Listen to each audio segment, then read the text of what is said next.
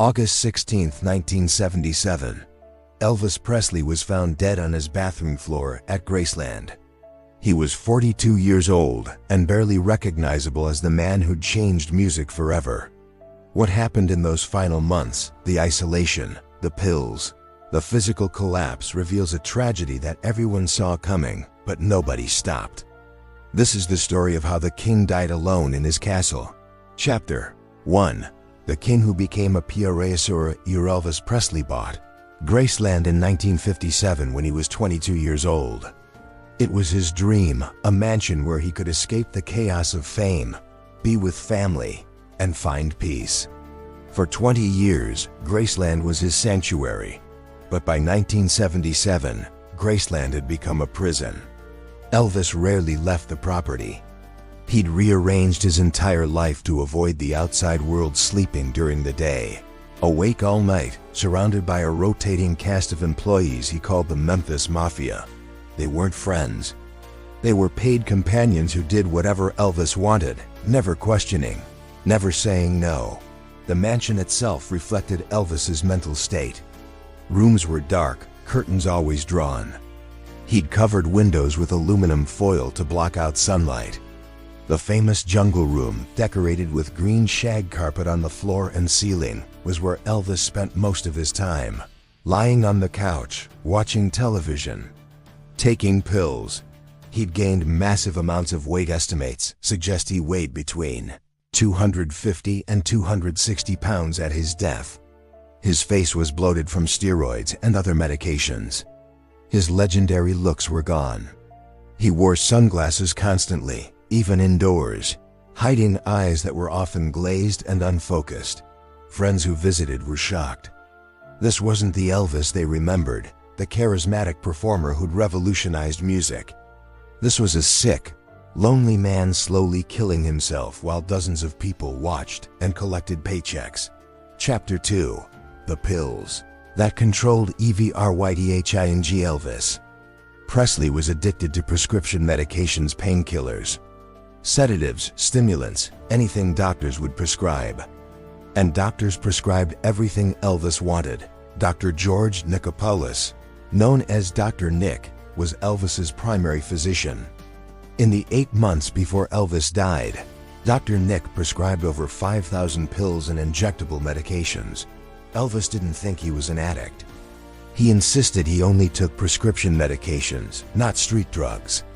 To him, there was a difference. Pills from doctors were medicine. Medicine was supposed to help. Therefore, he couldn't be an addict. His daily routine revolved around medications.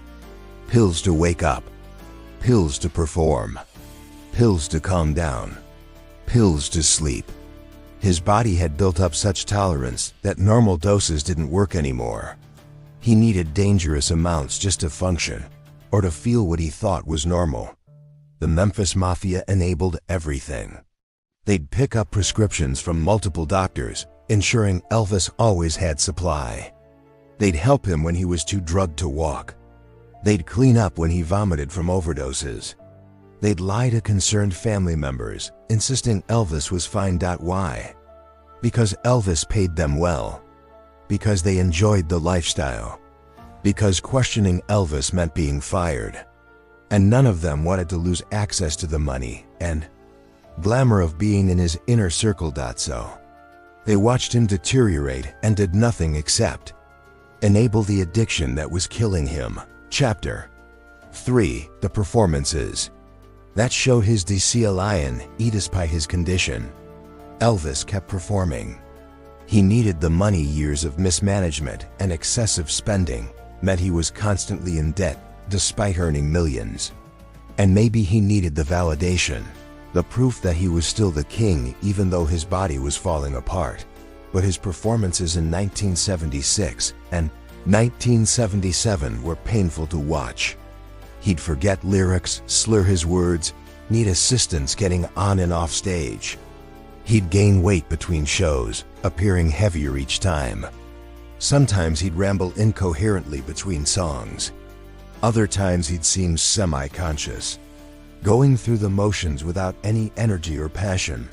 There's footage from his final concert, In Indianapolis on June 26, 1977, less than 2 months before his death. Elvis looks ancient. He's sweating heavily, struggling to breathe, barely able to move. He forgets lyrics.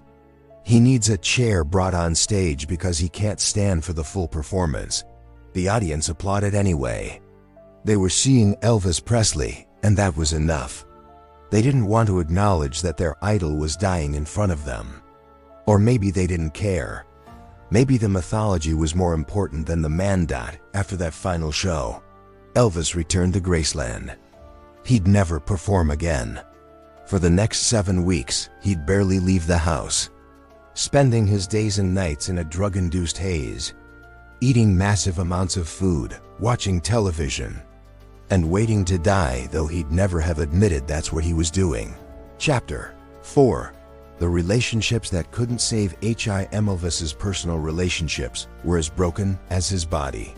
His marriage to Priscilla had ended in 1973. She'd left him, taking their daughter Lisa Marie.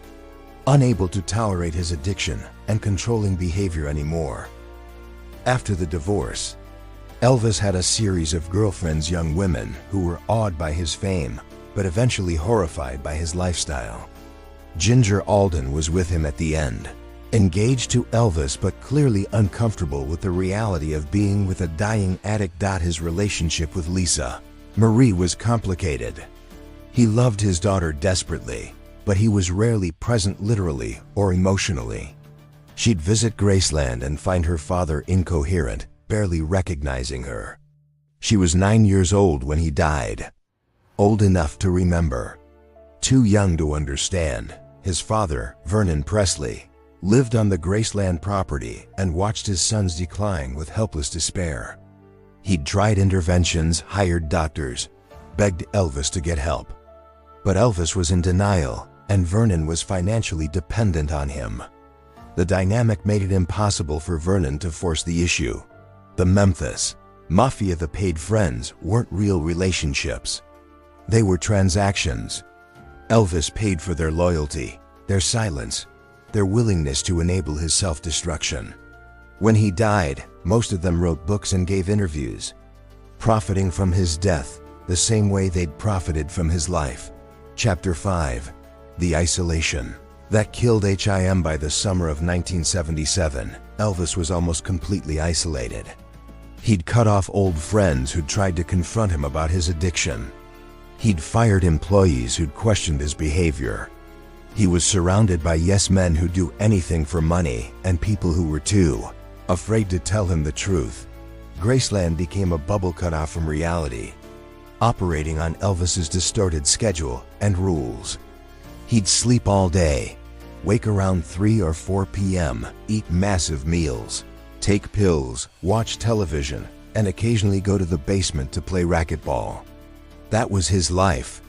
No purpose, no real connection, just existing from one pill to the next. Friends who'd known Elvis in his prime said he'd become paranoid. He thought people were stealing from him, which they probably were. He suspected his phones were tapped. He believed enemies were plotting against him. Some of this was the drugs. Some of it was probably true. But Elvis was too isolated to know the difference anymore. The isolation was self-imposed, but also enabled by everyone around him. The Memphis Mafia kept visitors away, controlled access, made sure Elvis's bubble stayed intact. They told him what he wanted to hear, never challenged him, never forced him to confront reality. This is how people die of addiction, not from the drugs alone, but from the isolation that comes with them. From the slow cutting off of real relationships, until you're alone with your addiction and the people who enable it. Chapter 6. The final case. In early August 1977, Elvis was scheduled to start another tour on August 17th. He had no business performing, he could barely function. But the tour was booked, tickets were sold, and Elvis needed the money. So preparations continued while Elvis deteriorated. He spent those final weeks in Graceland's master bedroom and bathroom. He'd take pills, sleep fitfully, wake up, take more pills. His eating was out of control, massive portions, unhealthy food, everything fried or covered in butter. His body was shutting down from the strain. His doctor appointments in those final weeks showed catastrophic health problems. High blood pressure, an enlarged heart, liver damage, intestinal issues. Multiple doctors told him he needed to be hospitalized immediately. Elvis refused. He had a tour starting. He couldn't cancel. He needed the money. Ginger Alden was staying at Graceland, but she and Elvis were essentially living separate lives in the same house. She'd sleep while he stayed awake. She'd try to talk to him when he was too drugged to respond coherently. She knew something was terribly wrong, but didn't know how to help or if he'd accept help if she tried. August 15th, Elvis went to the dentist for some work. Then he returned to Graceland. He seemed in relatively good spirits, planning for the tour, talking about the future. But friends said there was something off about him, a sense of finality, like he knew something they didn't. Chapter 7. The Last in IGHT. August 16. Started late. Elvis's days always did. He woke around 4 p.m. on the afternoon of August 15th. He spent the evening at Graceland, making phone calls, eating dinner, taking pills. Around 10:30 p.m., he called his doctor requesting more medications. Dr. Nick delivered them personally. Elvis spent the late evening hours playing racquetball with some of the Memphis Mafia at 42 and over 250 pounds. Physical activity was difficult, but Elvis wanted to show he was healthy enough for the tour. He played for a while, then sat at the piano and sang spirituals, gospel music, the songs he'd grown up with. Around 4 a.m. on August 16th, Elvis went upstairs to his bedroom. Ginger was already asleep. Elvis was restless, unable to sleep despite the sedatives. He told Ginger he was going to the bathroom to read. He took a book about the occult and spirituality, and several pill bottles with him. Those were the last words Ginger Alden heard Elvis speak. He went into the bathroom, sat down, and either took more pills or suffered a catastrophic medical event, or both. What happened in those next few hours is a matter of speculation because Elvis was alone when he died. Ginger woke around 1:30 p.m. 9 hours after Elvis had gone into the bathroom. She noticed he wasn't in bed. She called out. No response. She went to the bathroom and found Elvis on the floor, face down, his pajama bottoms around his knees, clearly having fallen off the toilet. She screamed. The Memphis Mafia came running. They called for help. Elvis Presley was dead at 42 years old. Chapter 8. The cover-up that started IMMEDIATE. Official story was cardiac arrest. Elvis's heart had stopped. Given his weight, his medications, his poor health, this was technically true. But it was also incomplete. The autopsy revealed massive amounts of drugs in his system, multiple opioids, sedatives, and other medications at levels that would be dangerous individually, lethal in combination. The medical examiner wanted to list the cause of death as polypharmacy death by multiple drug toxicity, but powerful forces intervened. Elvis's estate wanted the cause of death to be natural heart failure, not drug overdose. Dr. Nick wanted to avoid scrutiny of his prescribing practices. The Presley family wanted to protect Elvis's image. And Tennessee authorities, not wanting to embarrass the state's most famous resident, were willing to cooperate. So the official cause of death became cardiac arrhythmia, a heart rhythm problem. Technically true, deliberately incomplete. The toxicology report was sealed. Dr. Nick was never prosecuted. He wasn't charged until years later, and even then he was acquitted. The autopsy also revealed shocking damage to Elvis's body. His colon was distended to twice normal size, a condition called megacolon, likely caused by years of opioid-induced constipation. His liver showed significant damage. His heart was enlarged. Every organ system showed the effects of years of drug abuse. Elvis Presley hadn't just died on August 16th. He'd been dying for years, and everyone around him had known it. Chapter 9. Why nobody stopped it after Elvis's death. People asked the obvious question: why didn't anyone help him? The answer is complicated and damning. The Memphis Mafia were financially dependent on Elvis. Stopping his drug use meant confronting him, which meant potentially being fired and losing their income. So they enabled instead. Dr. Nick later claimed he was trying to control Elvis's drug use by being the sole prescriber. But records show he prescribed dangerous amounts of medications, often at Elvis's request, rarely saying no. He was paid well for his services and maintained access to Elvis's inner circle. Elvis's manager, Colonel Tom Parker, was more concerned with tour dates and revenue than his clients' health. Parker had his own secrets. He was an illegal immigrant with gambling debts who needed Elvis performing to maintain his own lifestyle. Elvis's death meant Parker's income stream ended. He had every reason to keep Elvis working regardless of the cost. Family members tried interventions. Friends expressed concerns. Some employees quit because they couldn't watch anymore.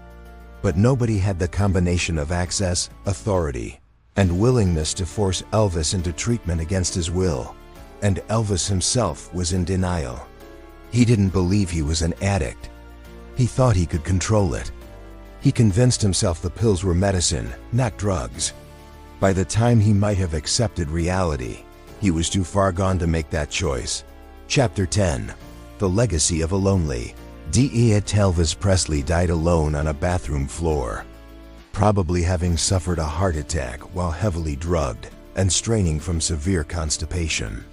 It's an undignified, tragic end for someone who'd been one of the most celebrated performers in history. His funeral was attended by thousands. Fans lined the streets. The world mourned the king, but those who'd been closest to him felt guilt as much as grief. They'd watched him die slowly for years and hadn't saved him. Today, Graceland is a tourist attraction. Visitors walk through the rooms where Elvis lived and died, taking photos, buying souvenirs. The bathroom where he died is off limits. The family maintains that privacy. But everything else is on display, frozen in time. A museum to a man who became a prisoner in his own home. The tragedy of Elvis Presley isn't just that he died young. It's that his death was preventable. If someone had forced him into treatment, if doctors had refused to prescribe, if the Memphis Mafia had prioritized his health over their paychecks, if Colonel Parker had valued Elvis's life over touring revenue. But addiction doesn't work that way. And neither does fame. Elvis was too valuable to too many people for them to risk losing access to him. So they watched him deteriorate, collected their money, and told themselves there was nothing they could do. The final days at Graceland isolated, drugged, alone except for paid employees weren't an aberration. They were the logical conclusion of a system that valued Elvis as a product, not a person. Final cliffhanger. After Elvis died, the Memphis Mafia scattered. Some wrote tell-all books. Others gave interviews. A few maintained their silence. But one member, Joe Esposito, Elvis's road manager, kept something secret for decades. In 2016, shortly before his own death, Esposito gave an interview where he revealed something he'd never mentioned before. In the days before Elvis died, Elvis had asked Esposito to arrange a meeting with a drug rehabilitation specialist. Elvis had said he wanted to get clean after the upcoming tour. Esposito had contacted a facility in California. They'd agreed to admit Elvis immediately after his August tour ended. It was supposed to be secret. Even the rest of the Memphis Mafia didn't know. Elvis was finally ready to face his addiction. The rehab facility was expecting Elvis Presley on September 1st, 1977. He died 2 weeks before the scheduled admission. Did Elvis really want help? Or was it another false start, another promise he'd have broken? Esposito believed it was real, that Elvis knew he was dying and had finally accepted he needed treatment. But there's another detail Esposito revealed. On August 15th, the day before Elvis died, someone called the rehab facility and canceled the reservation. The caller claimed to be Elvis's manager. The facility assumed it was Colonel Parker and removed Elvis from their schedule. Esposito swears he didn't make that call. Neither did Elvis. The facility wouldn't reveal who called, citing confidentiality. And Colonel Parker denied any knowledge of the rehab plan until after Elvis's death. So who canceled Elvis's rehab? Someone who didn't want him getting clean? Someone who'd lose money if Elvis stopped performing? Someone who needed him to stay addicted, available, controllable? Or did Elvis cancel it himself in a moment of weakness, unable to face the reality of what getting clean would mean? We'll never know for certain. But the fact remains, Elvis Presley was scheduled for drug rehabilitation on September 1st, 1977. Someone canceled that appointment on August 15th, and on August 16th, Elvis died alone on a bathroom floor. The tragedy of Elvis's final days isn't just what happened. It's what almost happened. He was 2 weeks away from getting help. 2 weeks away from a chance at recovery. 2 weeks away from potentially saving his own life. But someone, maybe Elvis himself, maybe someone who profited from his addiction, made sure that help never came. Inside Elvis Presley's final days at Graceland was a man who'd become a prisoner in his own home, destroyed by the pills that controlled him, abandoned by the people who should have protected him, and ultimately denied the chance at recovery that might have saved his life. The king died alone, but he didn't have to. Someone made sure he did, and we still don't know who.